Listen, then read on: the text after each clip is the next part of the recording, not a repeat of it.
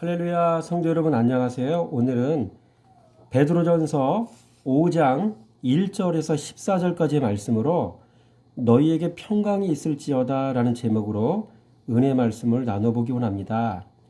여러분, 오늘 본문에서는 이 본문은 다음 세 가지를 이야기하고 있어요. 첫째로 이 베드로는 교회 지도자에게 권면하고 있고요.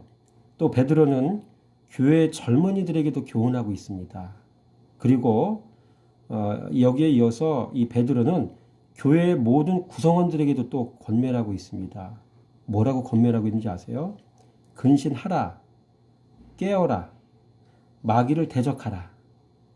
이 건강한 교회가 되기 위해서 꼭 그렇게 된다는 이야기입니다. 또 한 가지, 이 베드로는요, 하나님께서 고난 중에 있는 성도들을 보호하시고 온전케 하시며 또 궁극적으로 천국의 영원한 영광에 들어가게 하실 것이다 라고 또 약속을 해주고 있습니다. 그럼 먼저 이 본문에서 말하는 장로가 나옵니다. 장로. 그렇죠? 장로. 여기서 말하는 장로는 어떤 사람을 이야기할까요? 1절 말씀 읽어보겠습니다. 너희 중에 장로들에게 권하노니 나는 함께 장로된 자요 그리스도의 고난의 증인이요 나타날 영광에 참여할 자니라. 너희 중에 장로들에게 권하노니, 여러분 이 본문에서 말하는 장로는 교회의 가장 큰 특권과 책임을 지는 사람을 이야기합니다. 박해자들의 공격에 가장 많이 노출된 자를 뜻합니다. 장로는 이 시대의 교회에 책임 있는 지도자의 위치에 있는 자들을 가리킵니다. 이 시대의 교회 지도자를 뜻합니다. 이 시대의 목회자를 뜻하는 것이죠. 그래서 이 장로는 이 시대 목사님들을 이야기하는 거예요. 그러므로 교회 지도자는 두 가지를 잘해야 돼요. 첫째, 밖으로는 선을 행하는 사람이어야 되고요. 안으로는 본을 보이는 삶을 살아야 됩니다. 안과 밖이 그리스도 예수로 가득 채워져서 밖으로도 그리스도로 살고 안으로도 그리스도의 내면의 성품이 가득해야 되고요. 이런 모습이어야 된다는 얘기죠. 세 번째로, 여러분 그렇다면 목회자는 어떤 모습으로 목양을 해야 되겠습니까? 다시 말해 목회자의 기본 자질은 무엇이냐는 이야기입니다. 첫째, 자신이 섬기는 교회 안에 있는 성도를 목양해야 돼요. 2절 보세요. 너희 중에 있는 하나님의 양무리를 치되 억지로 하지 말고 하나님의 뜻을 따라 자원함으로 하며 쭉 나오죠. 첫 번째, 너희 중에 있는 이라고 했잖아요. 여러분 너희 중에 너희 안에 뭐 이런 얘기겠죠. 그리스도 안이라는 말의 헬라어 원어가 엔 크리스토스거든요. 엔이라는 헬라어는요 영어로 인이에요. 안에 있는, 교회 안에 있는 뭐 이런 뜻이겠죠. 그래서 이 엔이라는 말은 뭐뭐 안에 뭐뭐와 함께, 사전을 찾아보니까 이런 뜻이더라고요. 다시 말해서 이 목양자가 목양해야 될 성도는요 멀리 있는 게 아니라는 얘기예요. 우리 안에 있다는 얘기고요. 교회 안에 있다는 얘기고요. 교회 울타리 안에 있는 거예요. 신앙 안에서 평소에 만나는 사람들이 목양할 사람이란 이야기죠. 늘 대면하고 사는 사람들이 목양의 대상인 거예요. 여러분, 부흥 강사는 타 교회에서 만나는 성도가 자신의 목양 대상이 아니에요. 그러므로 자기 집안을 잘 목양하는 목사라야 부흥에도 다닐 수가 있는 사람이 될 수 있는 거고요. 자신이 섬기는 교회의 성도에게 풍성한 꼴을 먹여 기름지게 목양하는 목사라야 밖에 나가서도 사역할 수 있다는 얘기예요. 그렇죠? 우리 감리교환에 가만히 살펴보면 뭐 감리사도 좋고 감독도 좋고 감독회장도 좋습니다. 사역하는 것 너무나 좋은 일이에요. 근데 한 가지 간과하는 게 있어요. 그 일에 열심히 하다 보니까 정작 하나님께서 맡겨진 본인의 교회 안에 있는 성도에게 양질의 꼴을 먹이지 못하는 경우들, 저는 개인적으로 많이 느끼고 보거든요. 참 안타깝습니다. 여러분, 주객이 전도되면 교회 안에 영적인 기근이 들어요. 그래서 양들이 병이 듭니다. 성도의 심령이 메마르게 됩니다. 성도들의 육체에 병마가 심지어는 찾아오기도 해요. 성도들의 가정에 경제 물꼬가 막혀요. 하나님의 보호에 보호하는 막이 깨질 수밖에 없어요. 여러분, 성도가 목자를 통해 풍성한 꼴을 먹지 못하면 배가 고파서 이곳저곳 기웃거리고 다닙니다. 그러다가 심지어 신천지 같은 이단에 넘어가는 경우도 얼마나 많이 봅니까? 배고파서. 오늘 이 동영상을 말씀을 듣는 목회자분들이 있다면 깨달으시기 바랍니다. 내게 허락된 주어진 붙여진 성도들 양질의 말씀으로 잘 먹이시기 바랍니다. 다른 데 가서 여러분 방황하지 않도록. 두 번째로 하나님의 양무리를 또 쳐야 돼요. 그렇죠? 첫 번째는 교회 안에 있는 성도를 목양해야 되고요. 하나님의 양무리를 쳐야 된다고 얘기하고 있잖아요. 2절 말씀 보세요. 여기 하나님의 양무리를 치되 억지로 하지 말고 양무리를 치라고 했어요. 누구? 양. 염소? 아니 양. 늑대? 아니 양. 양을 치라고요. 그렇죠? 참 중요한 의미가 이 안에 담겨져 있는 거죠. 여러분, 하나님의 양무리를 치라라고 얘기하죠. 여러분, 목자와 양의 접속 코드가 있어요. 목사는요, 자신이 말씀이 안 되면 자신의 힘으로 양들을 치료하려고 해요. 말씀이 없으면 이렇더라고요. 목사는 자신이 말씀이 안 되면 자기의 깨로 목양하려고 해요. 목사는 자신이 말씀이 안 되면 타인의 힘을 빌리려고 해요. 여러분, 이 대목에서 우리가 늘 기억해야 될 말씀이 있어요. 요한복음 10장 27절 말씀. 내 양은 내 음성을 들으며 나는 그들을 알며 그들은 나를 따르느니라. 여러분, 목자의 음성이 곧 양과 목자의 접속 코드라는 이야기예요. 말씀 듣고 반응하는 성도가 곧 주님의 양입니다. 양은 힘으로 치는 게 아니에요. 양은 내 지식으로 치는 게 아니에요. 양은 내가 가진 달란트로 치는 게 아니더라고요. 양은 세상 문화로 치는 게 아니에요. 양은 목자의 음성인 하나님의 말씀으로 치는 거예요. 양은 생명의 말씀으로 쳐야 합니다. 말씀으로 가르치고 말씀으로 훈계하고 말씀으로 돌봐야 합니다.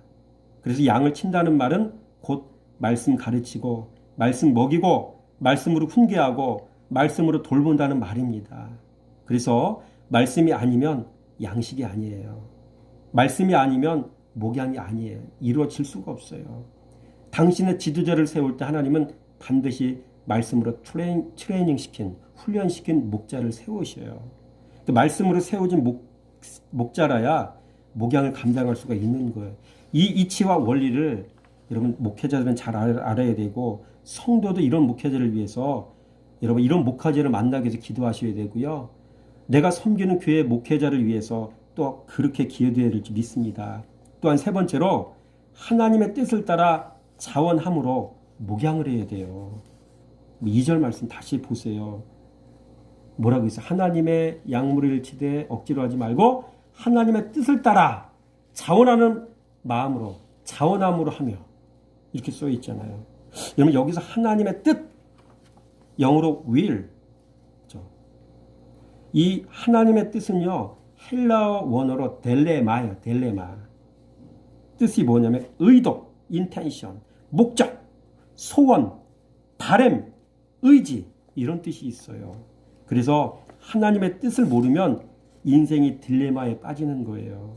그래서 하나님의 뜻을 발견한 날이 내가 다시 태어난 날이라고 이구동성으로 말씀을 만난 사람들이 이야기를 하더라고요. 또한 여기 보니까 자원함으로라고 했죠. 자원함으로.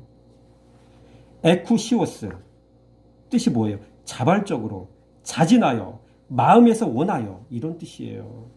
자원하는 마음으로 하나님의 뜻을 따라 살려면 성도는 무엇을 해야 되겠습니까? 말씀 묵상하며 말씀 순종하는 삶을 살아야 되는 것이에요. 성도는 말씀 묵상하며 말씀 순종하는 삶을 살아야 하나님의 델레마, 곧 하나님의 뜻을 발견할 수가 있습니다. 말씀을 사랑하지 않으면, 묵상하지 않으면 하나님의 뜻을 발견할 수가 없더라고요. 일주일에 한 번 듣는 말씀으로 여러분 그게 가능할까요? 여러분 평소에 묵상을 해야 그 말씀 안에 깊이 들어가서 그 주님의 마음을 헤아릴 수가 있는 거예요. 주님의 뜻을 깨달을 수가 있는 거라고요. 묵상 생활 하시기 바랍니다. 네 번째로 더러운 이득을 위하여 양육하지 말고 자원함으로 목양해야 됩니다. 여러분 2절 말씀 마지막 보세요. 뭐라고 써 있어요? 2절의 마지막에 더러운 이득을 위하여 하지 말고 기꺼이 하며. 그렇죠? 여러분 마태복음 4장에 나오는 돈 시험 이긴 사람이야 목양할 수 있다는 이야기죠. 돈 이기지 못하면 자신이 돈의 노예가 됩니다. 그래서 강대상에서 입만 열면 돈 얘기만 하는 겁니다. 그래서 이런 설교자 자신의 가치관이 여러분 돈에 매여 있습니다. 목회자는 세 가지를 이긴 사람이어야 됩니다. 첫째, 돈 이기고, 둘째, 교만 이기고, 셋째, 정욕 이긴 사람이어야 됩니다. 여러분 이런 목회자가 되기 위해서 여러분이 섬기는 교회 목사님 위해서 기도하셔야 되고요. 오늘 말씀을 듣는 목사님들 계신다고 한다면 자기 자신이 돈 이긴 사람인지 교만 이긴 사람인지 정욕 이긴 사람인지를 가만히 살펴보세요. 이것 이기지 않으면요 사역하면 안 돼요. 다섯 번째로 성숙한 목양을 해야 돼요. 어떤 목양? 성숙한 목양. 여러분 3절 말씀 보세요. 맡은 자에게 주장하는 자세를 하지 말고 양 무리의 본이 되라. 주장하는 자세 아니고 양 무리의 본. 참 중요합니다. 여러분 목사도 고수가 있고 하수가 있어요. 하수 목사는요 말로 목회합니다. 그러나 고수 목사는 성도에게 그리스도를 자신의 삶으로 보여주는 목회를 하더라고요. 그렇죠? 여러분 이런 귀한 목회자들 참 희귀합니다. 그러나 여러분이 섬기는 교회의 목회자를 위해서 이렇게 기도하실 때 하나님께서 이러한 목회자로 세워주시게 될 줄 믿으시기 바라고요. 네 번째로 이렇게 바르게 목양하는 목자에게 하나님은 어떤 상을 주시겠습니까? 베드로전서 5장 4절 말씀 보세요. 4절이 어디 있어요? 그리하면 목자장이 나타나실 때에 시들지 아니하는 영광의 관을 얻으리라. 아멘. 이런 목자장이란 말이 있잖아요. 목자장. 아르키포이멘 헬라어 원어로 목자장, 칩 셰퍼드. 셰퍼드가 뭐예요? 목자를 양을 치는 사람 얘기잖아요. 칩 셰퍼드. 양을 치는 목자장 이런 뜻이죠. 그래서 이 아르키포이멘은요. 베드로전서 5장 4절에 딱 한 번 나오는 것으로 교회의 머리 대신 예수 그리스도를 뜻하더라고요. 여러분 이런 목자는 시들지 않는 영광의 관을 얻어요. 시들지 않는 영광의 관은 생명의 면류관을 또 의미하는 것이죠. 또 시들지 않는 영광의 관은 성도가 하늘나라에서 누릴 영생을 또 상징하는 것이기도 해요. 그럼 이런 목회를 감당하는 사람들은요. 시들지 않는 영광의 면류관을 또 얻는다. 구원이 보장되었다는 얘기죠.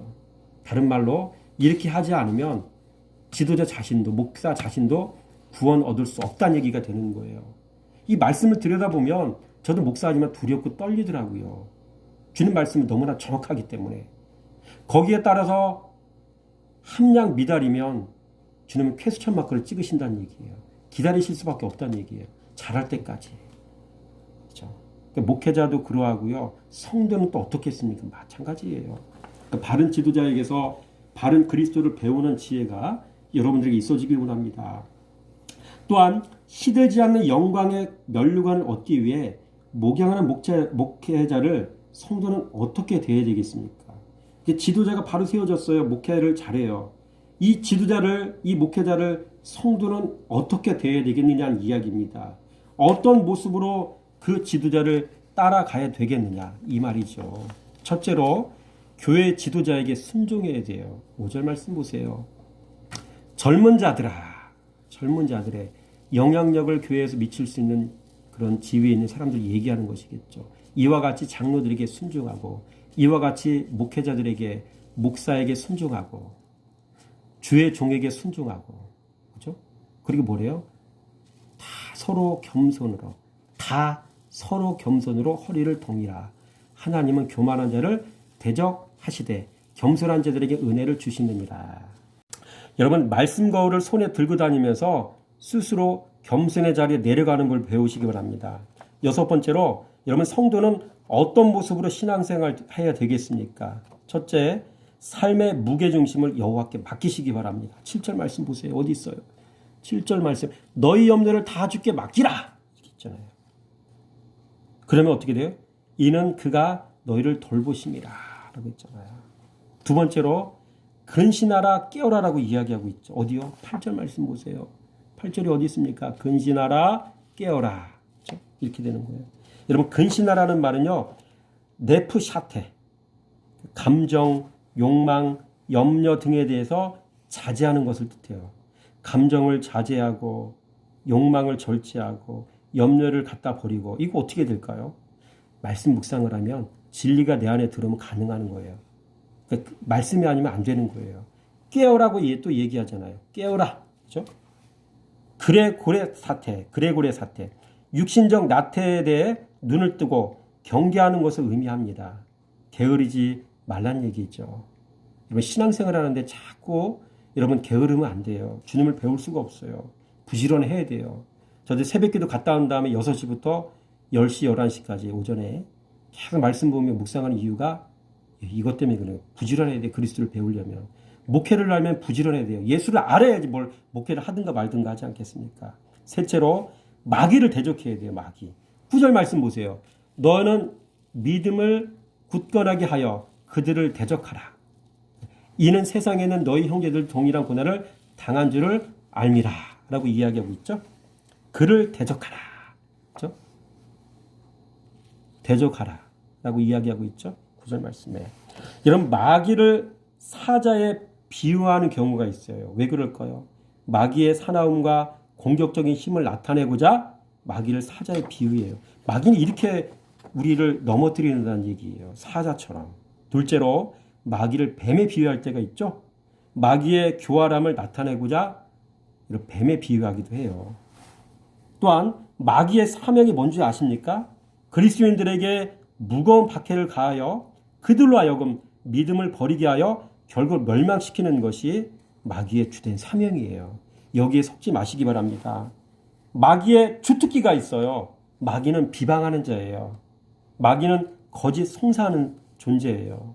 여기에 넘어가지 않으려면 근신해야 돼요. 말씀 붙잡고 깨어 기도하고 말씀 순종하는 삶을 사는 것이 근신한 삶인 것이죠. 이런 삶을 살아야 마귀의 괴계에서 우리가 넘어지지 않을 수가 있어요. 네 번째로 믿음의 담력을 가지고요. 믿음의 담력. 9절 말씀 어디?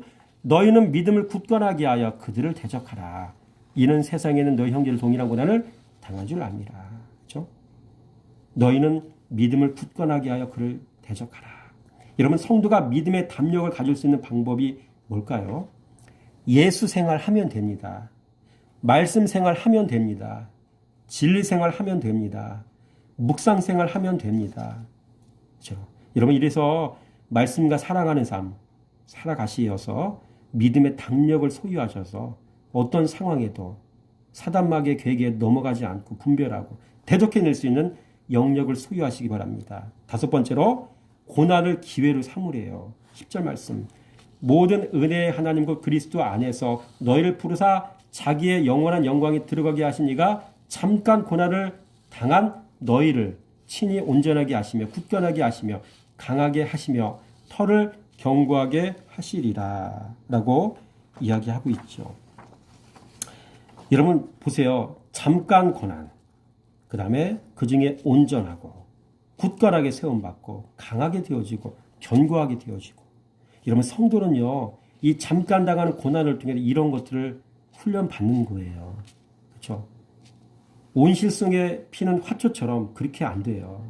이 잠깐 고난을 당해야 그 안에서 온전하게 되고 굳건하게 되고 강하게 되고 견고하게 서는 겁니다. 고난은 때로는 이래서 우리에게 좋은 유익이 되는 거죠. 그래서 고난과 인내는 성도를 자라게 합니다.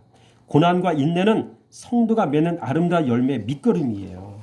여섯 번째로 고난 중에 굳게 서라라고 이야기하고 있다. 12절 말씀 어디 있을까?